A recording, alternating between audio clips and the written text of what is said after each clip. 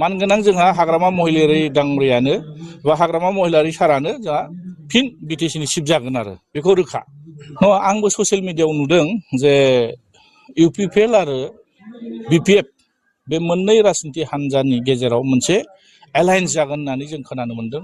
बेखौ जोंनि गोजौ थाखोनि जायफोर दैदेनगिरि बिथांमोनासो स्पष्ट बुंनो हागोन।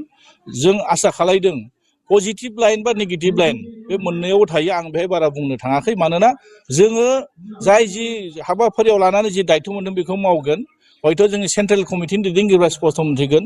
बिथांमोना जेब्ला खामानिया मावफुंजायो बा रायलाय बिथांमोना जोंनो स्पष्ट बुंब्लासो जों मिथिगोन। ओंखायनो आं बिनि सायाव बारा नोजोर बोआखै।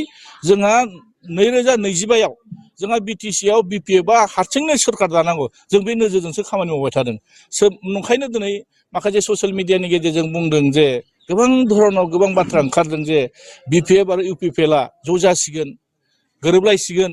बे बाथ्राफोरखौ गोबां मानसिफ्रा बुंनो नागिरदों।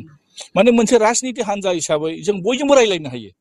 सोरबा माने कंग्रेसजोंबो रायलायनो हागोन, सोरबा बिजेपिजोंबो रायलायनो हागोन, सोरबा इउपिपिएलजोंबो रायलायनो हागोन, एजिपिजोंबो रायलायनो हागोन। रायलायनायाथ' गिदिर खोथा नङा। जिथु राजनिति हान्जा जों जिथु हारसिं गेलेबा जोंहा लाब जागोन ना, सोरजोंबा लोगोआव जों ज' इलेक्सन गेलेबा जोंहा लाब जागोन। जोंनि नोजोरा जाहैबाय जोंहा बिटिसिआव 2025आव जोंहा मानगोनां हाग्रामा महिलारि सार्कल बिटिसिआव चिफ बानायनांगौ। बे नोजोरजों जों खामानि मावदों। ओंखायनो जिथु एलायन्सनि खोथाया गोजौ थाखोनि दैदेनगिरिफ्रा जेब्ला जोंनो फोरमायगोन जों अब्ला मोनथिगोन। ओंखायनो जों बाथ्राखौ मोनथिया असिया जों गेजेराव बारस'नानै खोथा बुंनाया थिग जानाय नङा। ओंखायनो नोंथांमोना जिथु आंनि गेजेराव मोनसे कुइसन लाबोदों जे एलायन्सनि खोथा, बेखौ गोजौआवसो मोनथिगोन। आं बिनि सायाव बारा बाथ्रा बुंनो सानाखै आरो।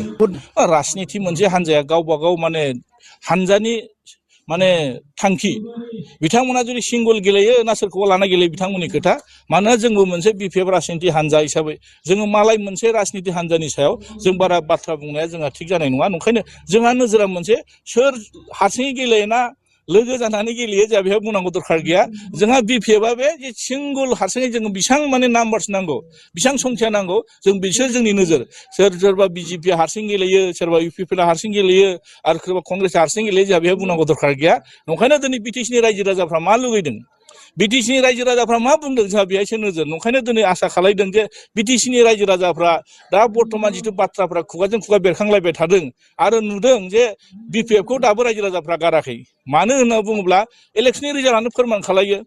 थांनाय 2020आव जिथु बिटिसि इलेक्सन जानानै थांबाय, बेहायबोथ' जों बिपिएफआ जेनाखै। जों गासै 17था मोनदों। रायजो राजाफ्रा जोंनो बांसिन सापर्ट होदों। नाथाय बेखौ माखासे सुबिदा बायदि मानसिफ्रा खैसार सानानै जोंनि बिपिएफखौ सरकार खुंनो थाखाय खाबु होआखै। बिसोर एबारबो नोंथांमोना नायबानो जाबाय, थांनाय जिथु एमपि इलेक्सन, बे एमपि इलेक्सननि रिजाल्टखौ नायबानो मोनथिगोन। नोंथांमोना एसे एनालाइसिस खालामनानै नायबानो जाबाय।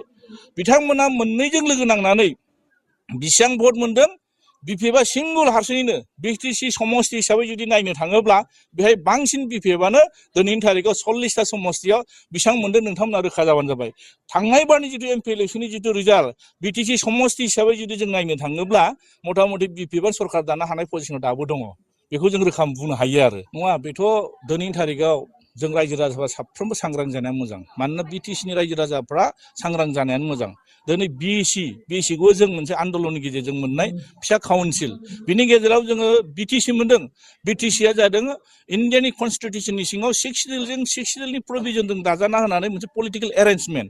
बेखौबो नोजोर होनाया मोजां। दिनै आरो बिटिआर नोजोर होनानै अबे मोनथाम एकर्ड जानानै थांबाय। दा मोनथाम एकर्डआवबो बर' रायजो राजाफ्रा आरो बिटिसिआव थानाय गुबुन हारिफ्राबो गोबां बेहाय माने जिउ बावनो गोनां जादों, गोबां खस्थ' मोनदों।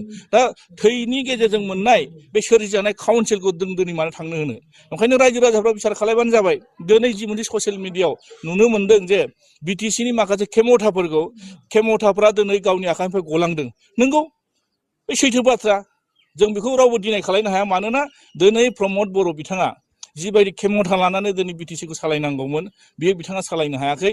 गावनो मोनखानाय जिथु डिपार्टमेन्टफोर, गावनो होखानाय खेमथा, बे खेमथाखौ सोरनिबा थ्रुयै दिनै बिटिसिखौ सालायनायखौ जों नुनो मोनदों। ओंखायनो दिनै रायजो राजाफ्रा सांग्रां, रायजो राजाफ्रा बिनि सायाव बिसार खालायनांगोन। दिनै हाग्रामा महिलारि दाङ'रिया बा हाग्रामा महिलारि बिथाङा दिनै जों नुनो मोनदों मानगोनां हाग्रामा महिलारिनि दैदेननायाव 17 बोसोर जिबायदि धरनाव बिटिसिखौ रोम रोमि गोम गोमै दिनै बिटिसिखौ सालायनानै बिटिसिआव थानाय गासै हारि माहारि गासै राव हारिफोरखौ लानानै जिबायदि मोनसे डेभेलपनि लाइनजों लांदों गोबां धरनि खामानि मावनो हादों सोलोंथाइयावनो बुं माने साइस्थ्यनि बिथिङावनो बुं माने दिनै गोबां धरनाव उन्नति जानो मोनो बेखौ रायजो राजाफ्रा बावाखै नङा नंखायनो दिनै नुदों हाजारखि बिथांमोना मोजां मोजां बाथ्रा बुङाथों मानो गोदै गोदै बाथ्रा बुङाथों मानो दिनै बिटिसिनि रायजो राजाफ्रा रावबो बुजियै गैला बुजिजोबखाबाय नंखायनो फैबाय थानाय समाव सोरखौ सरकाराव लाबोनांगौ बिटिसिनि रायजो राजाफ्रा आरो बांसिन जोंहा बर' मानसिफ्रा दायित्व दङ नंखायनो दिनै जाय मानसिफ्रा दिनै मोजां मोजां खोथा बुंनानै बिटिआरनि सुक्तिनि नामाव गोबां सिमां नुहोनानै दिनै बर' लाइमोनफोरखौ दिनै जिबायदि मोनसे हाखराव खोलैबाय जिबायदि आन्दलननि प्रलोभन होनानै जायफोर जेलाव दं जायफोर दिनै माने केस दङ जायफोर दिनै मुंख्लं जाबाय बिथांमोननो जिबायदि माने बिथांमोननि सेक्रिफाइसनि जिथु बेसेन होनांगौमोन दानि सरकारा होनो हादोंना बेखौथ' जों मोनथियो